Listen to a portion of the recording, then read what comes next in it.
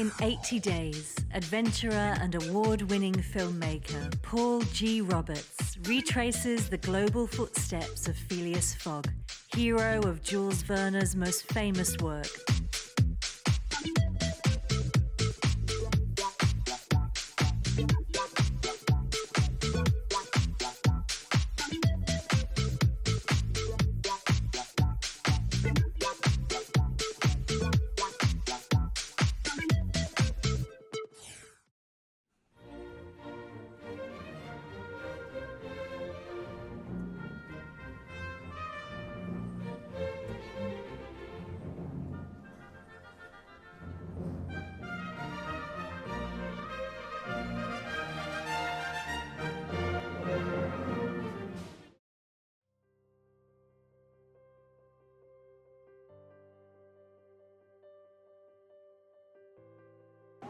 I'm here in what's the very centre of London, Trafalgar Square. And this city is the capital of what was once the greatest empire the world had ever seen. It's played many roles through its history, but what really lies beneath the face of London? What is it like today in 2022, post Queen Elizabeth's passing? And how did that compare to 1872, when Jules Verne's Around the World in 80 Days was first published? I want to know. I want to get an idea of this special place through its streets, which are immersed in living culture and traditions. And I want to understand why the locals here revere and adore living in this great metropolis of London.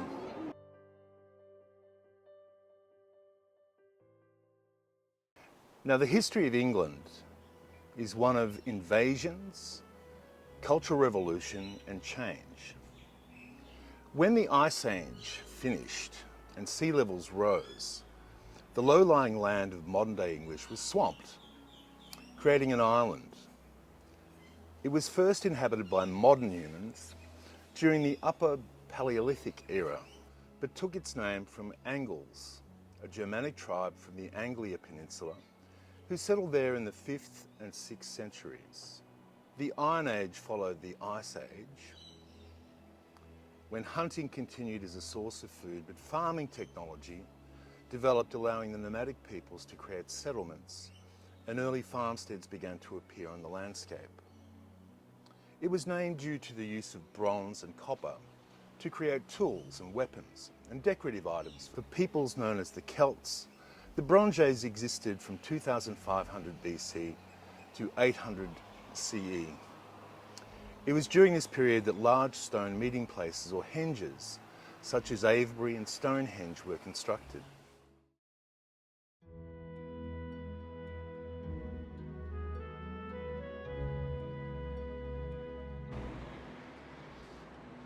I'm here on Earl's Court Road, first morning in London. And I gotta say, it's really good to be back in a city where people actually live. God, I don't know what my memories of New York were like, when I lived there. But this experience confirmed to me that, people in New York,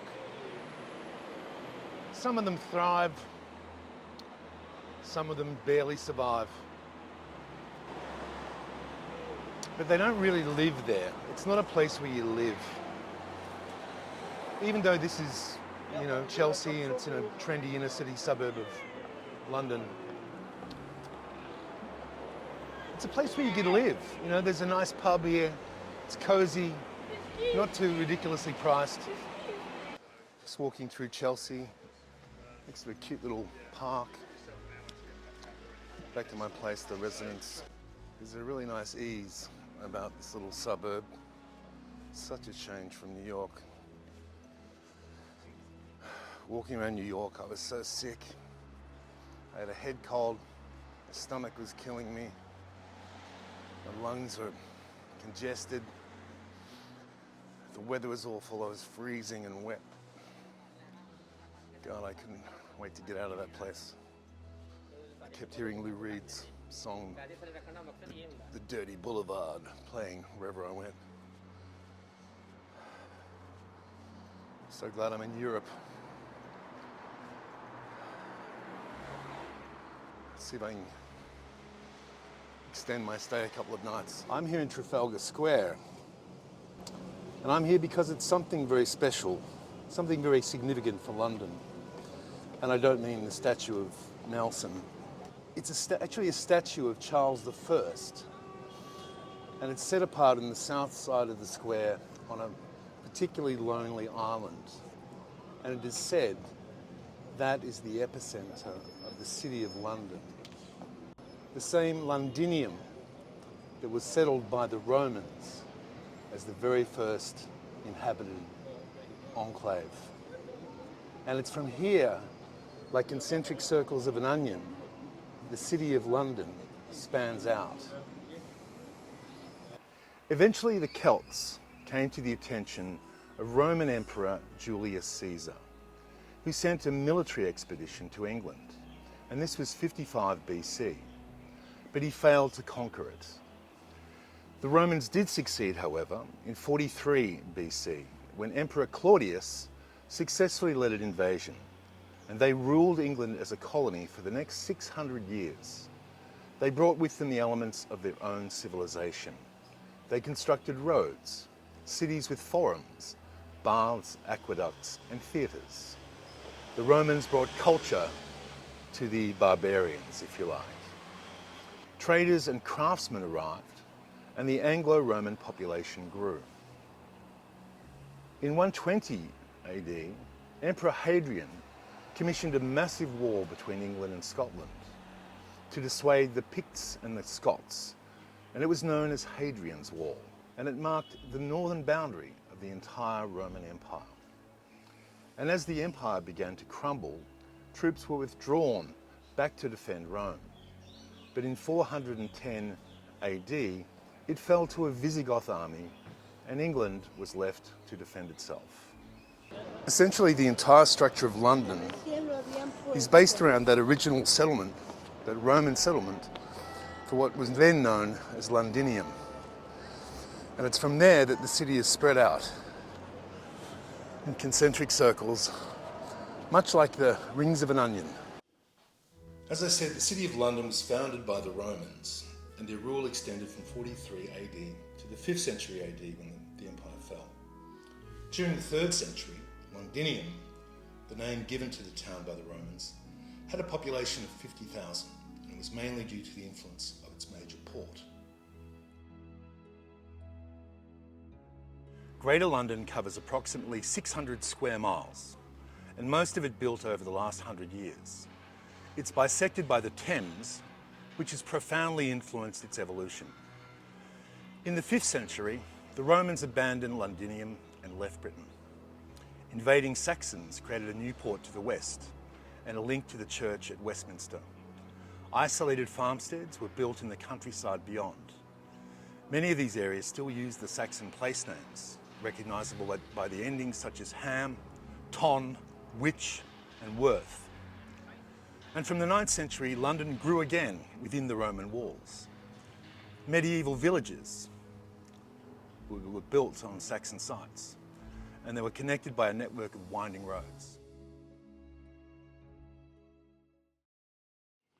Now, 40 years after it fell to the Visigoth army, around 450 AD, Vortigern, a local ruler, invited Danish mercenaries to defend his area of England from the attacks that were being led by the Picts and the Scots. However, the Danes turned on their host and established the first Saxon kingdom of England.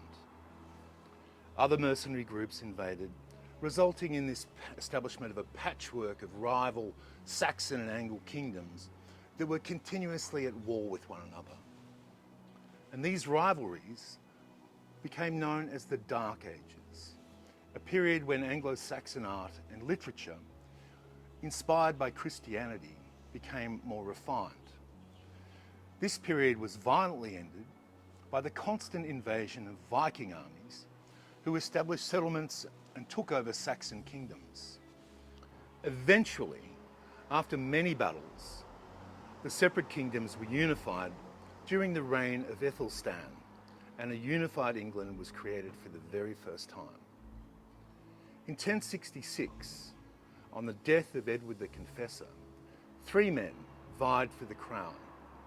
Harold I, the man who took the throne, Harald Hardrada, the King of Norway, and William of Normandy. This rivalry led to 2 invasions. Harold I defeated the Vikings and crowned himself king on Christmas Day in 1066. And to control the defeated Saxons or Vikings, William gave vast tracts of land to his own lords and started to construct these vast stone castles. To raise money, he instructed that a detailed inventory be taken of all English lands, an undertaking which became known as the Domesday Book. Then William was succeeded by King John, who, believing he was above the law, forcefully took what he needed from the people. However, the barons disputed his demands, and in 1215 they presented the king with an ultimatum, a document that would later become known as the Magna Carta.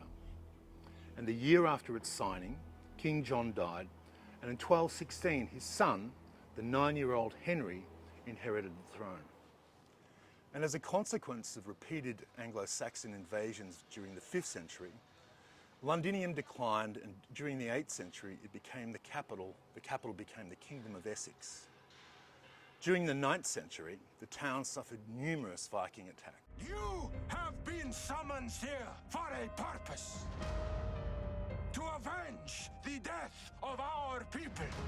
The English cannot murder Vikings and expect us to do nothing.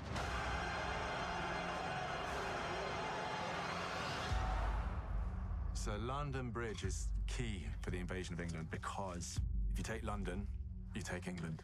But it's this very well-defended structure. We need to know the enemy's strength around the bridge.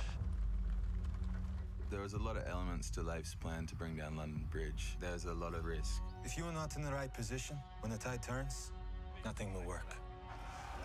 And as a consequence, Danish settlers established themselves in the area, encouraging trade and opening businesses in the town, transforming it into the first urban centre of England.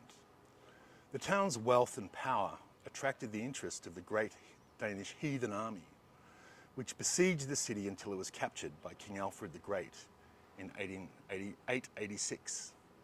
In 1067, following the Norman invasions and the conquering of England, the city's existing rights, laws and privileges were established by the newly crowned King of England, William, Duke of Normandy.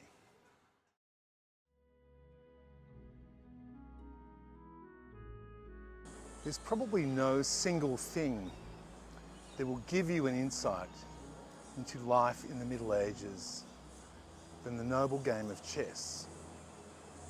It's been called the royal game, and there's a reason for that.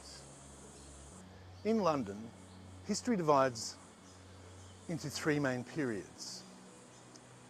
There's the Roman period, which is called maybe the ancient period. There's the Renaissance that came about with the revolution in art, culture and politics and ways of thinking. And there's the Middle Ages, which, as the name suggests, medieval, which means middle, falls in the middle.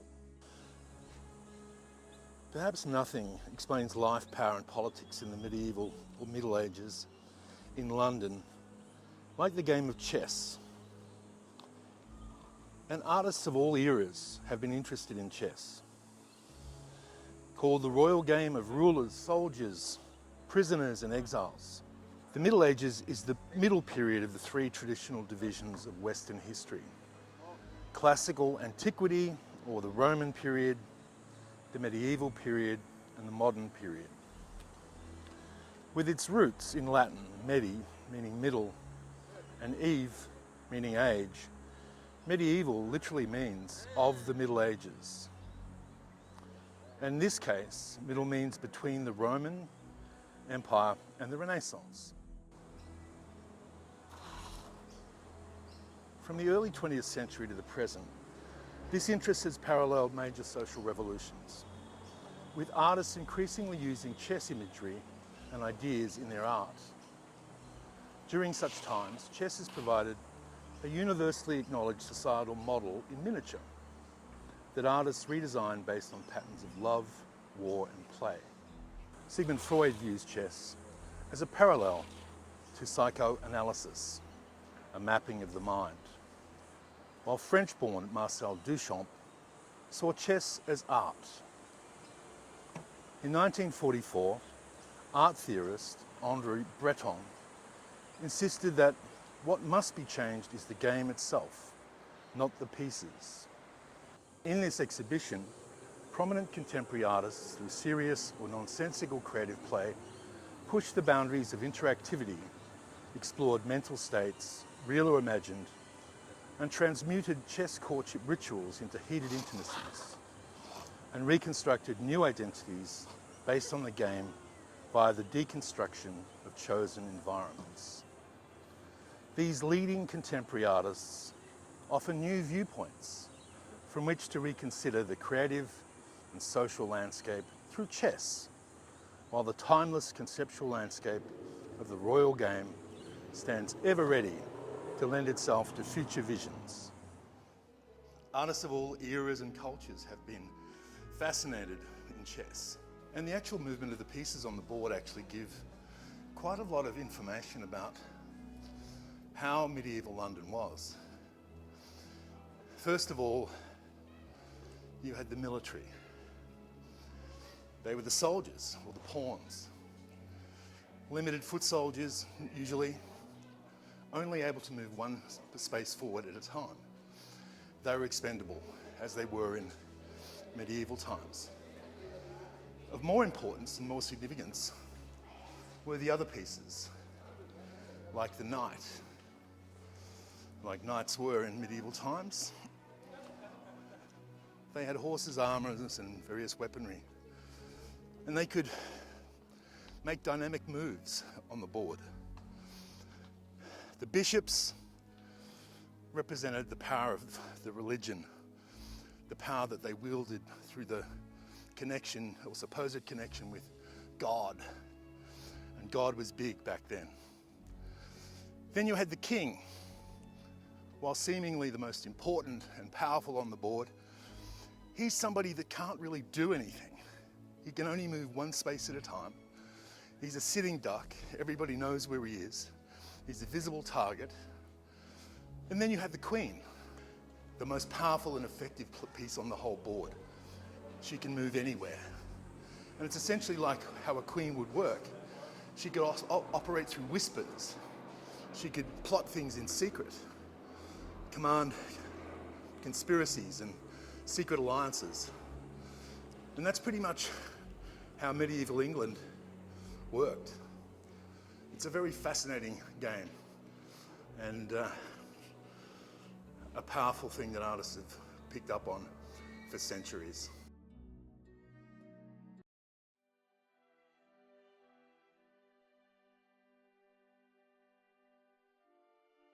As postcard worthy as they come, Tower Bridge is one of the most beloved and most iconic landmarks in all of London. The bridge, which crosses the River Thames, was built between 1886 and 1894 and stands tall as a true feat of Victorian engineering. Considered to be one of the most photographed bridges in the world, it's undoubtedly one of the essential things to see in London. And rather than just walking across it, a popular new activity is the upper levels glass walkway, where tourists can find some of the best river views in the area.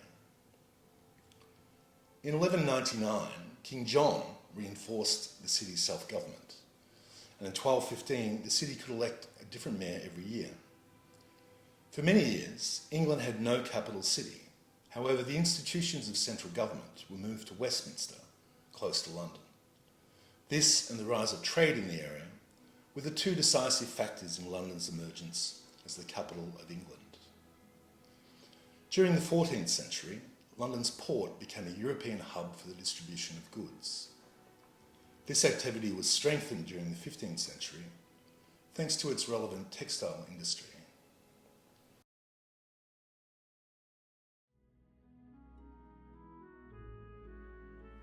From the 16th to the mid-17th century, London benefited from the centralised politics and the maritime trade expansion, developed by the Tudors and continued by the Stuarts.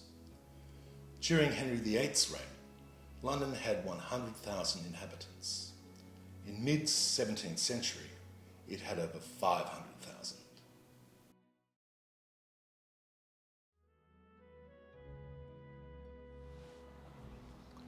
During the next 100 years, England was scourged by the plague. The Black Death, as it was known, was responsible for killing 1/3 of the entire population. In 1665, the city was still held inside the ancient walls, although large-scale urban planning had already started, and the population's poor living conditions were responsible for this great plague. It killed 70,000 people, which back then was a big percentage of the entire population of England. And the following year, a huge fire burnt down most of the city.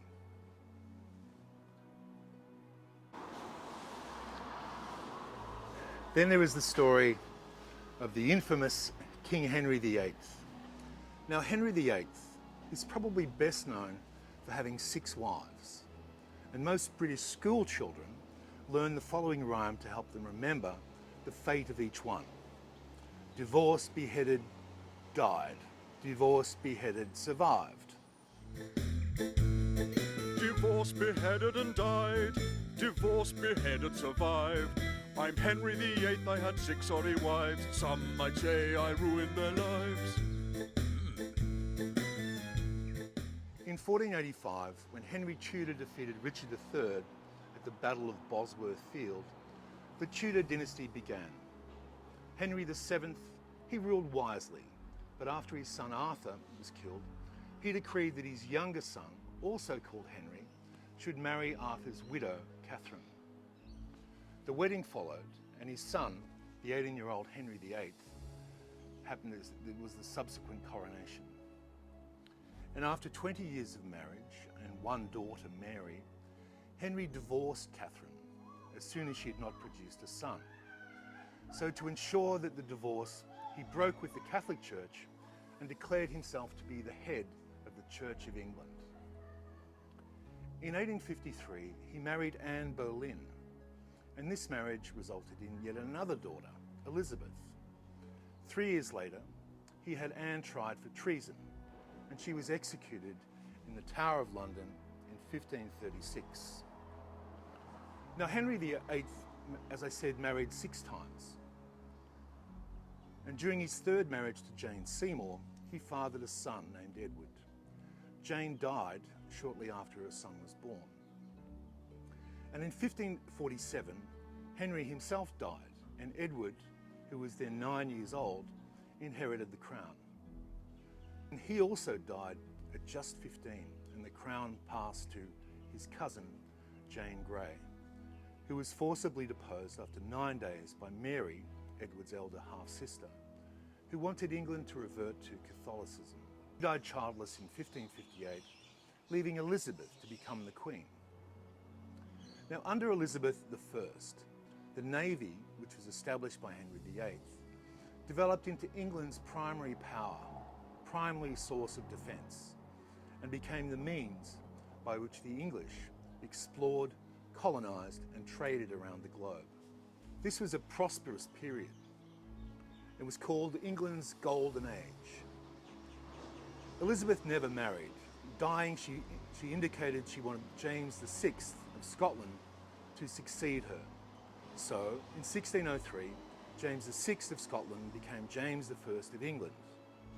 His personal debts and Catholic baptism were the sources of some dissension and gave rise to the infamous assassination plot called the Gunpowder Plot. His successor and son, Charles, in 1625 took the throne, and he believed that God had created him king. And due to that belief, he believed he was a king god, and he did not trust the English Parliament, and between 1628 and 1640 he dismissed it, choosing to royal by royal decree, a situation that led to the English Civil War. Now, Charles I was tried and found guilty of treason on January the 26th, 1649, and beheaded. The war ended when Cromwell's Parliament, New Model Army, defeated King Charles II's Royalist Army at the Battle of Worcester on the 3rd of September 1651. Charles was exiled and replaced by the Commonwealth of England and then the Protectorate under the personal rule of Oliver Cromwell.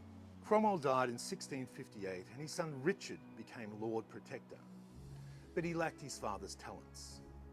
And in May 1659 he resigned and Parliament arranged for Charles II to take the throne.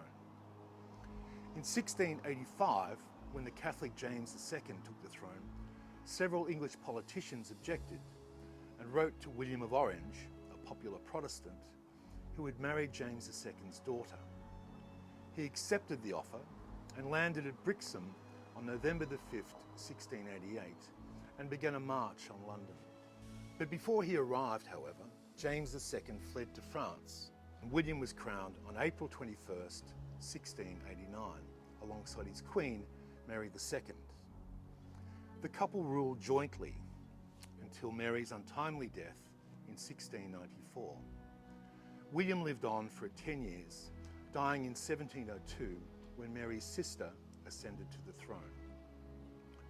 When Anne died in 1714, the Georgian period began, named after the 4 Hanoverian Georges, and includes the short reign of William IV. It's a term used to describe the social, political, history, architecture and fashions between 1714 and the 1830s, a period at the start of the Industrial Revolution that began around 1769 and lasted into the 1840s. And the Industrial Revolution helped make England one of the richest countries in the entire world. But it was around that time, however, that England lost control of the American colonies. All you need to keep your slaves under their beds is just to flounce about and shout off with their heads. The reconstruction of London, based on the area we now call the City, took over 10 years to complete. The architect Christopher Wren's masterpieces, such as St Paul's Cathedral, increased the appeal of London, and thus the capital became the centre of English social life, with its palaces, halls, theatres, societies and museums. London continued to grow thanks to the foundation of the Bank of England in 1694.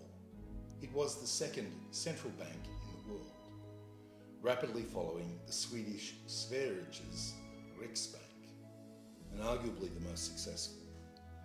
It provided the financial flexibility which would be the foundation of the empire's power, and whose vestiges can be seen today in London's preeminence as a financial centre.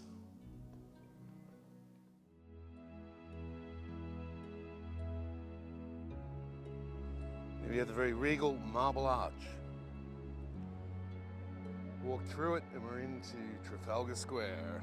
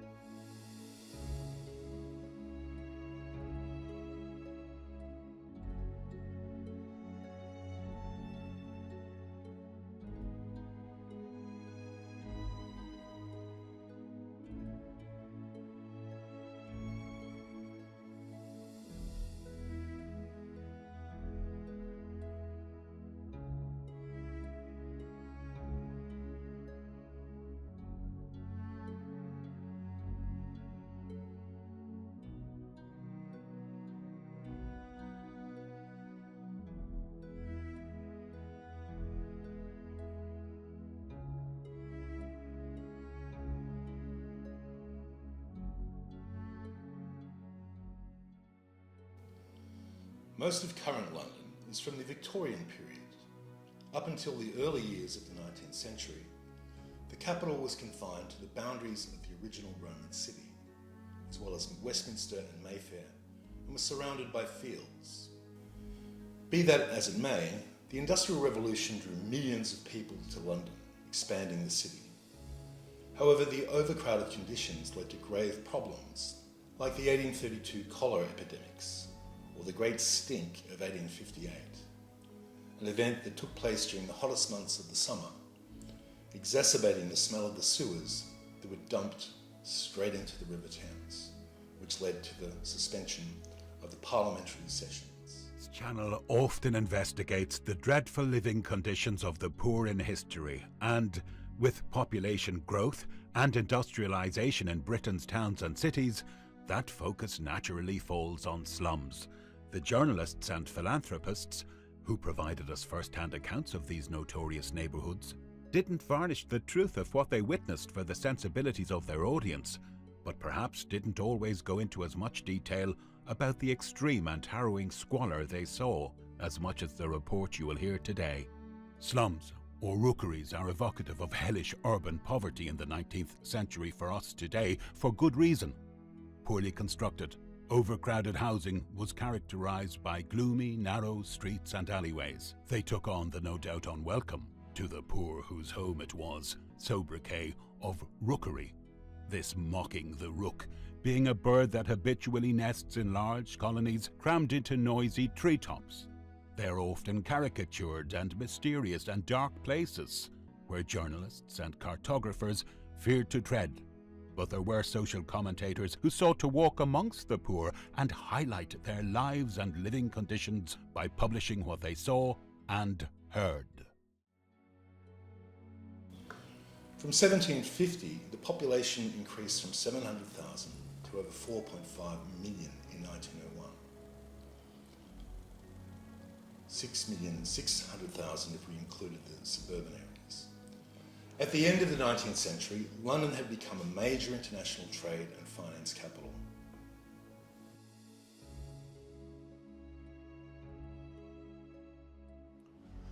When Queen Victoria came to the throne in 1837, aged just 18, she was the ruler of Great Britain, Canada, Australia, England, New Zealand, and a lot of parts of Africa. Her rule heralded an unprecedented series of inventions and discoveries. And when she died in 1902, her reign seemed to have been the invention of steam power, industrialization, and major advancements in the arts. The 20th century began with the death of Victoria, succeeded by her son, Edward. Edwardian England was a period of decadence and enjoyment. However, Edward's reign only lasted 9 years. He died in 1910 and was succeeded by his son, George V. Now, the causation of the First World War from 1914 to 1918 was long and protracted, as each European country found themselves dragged into the conflict after Germany declared war on Russia on the 1st of August 1914, and then France 3 days after. And on the 4th of August, Britain too declared war. When World War I ended in 1918, on the 11th hour of the 11th day of the 11th month, it had become the deadliest conflict in the history of the world. As an outcome of the war, some women who had worked at jobs, usually filled by men, were granted the vote in 1918, whilst all women gained the same voting rights as men in 1928. Post-World War I, England underwent a period of unrest when different industrial workers went on strike for better working conditions and higher wages, leading up to the Great General Strike of 1926, which was then soon followed by the Great Depression. In January 1936, King George V died and was succeeded by his eldest son, Edward VIII. However, Edward had fallen in love with a divorced American lady, Wallis Simpson. And even in the 1930s, a member of the royal family was not allowed to marry a divorcee. And Edward refused to break off his relationship, and on December the 11th, 1936, he abdicated the throne, passing the crown on to his brother. When war broke out again in 1939, when England stood firm against the aggression of Nazi Germany, it ended in 1945, and the reconstruction of London and England began.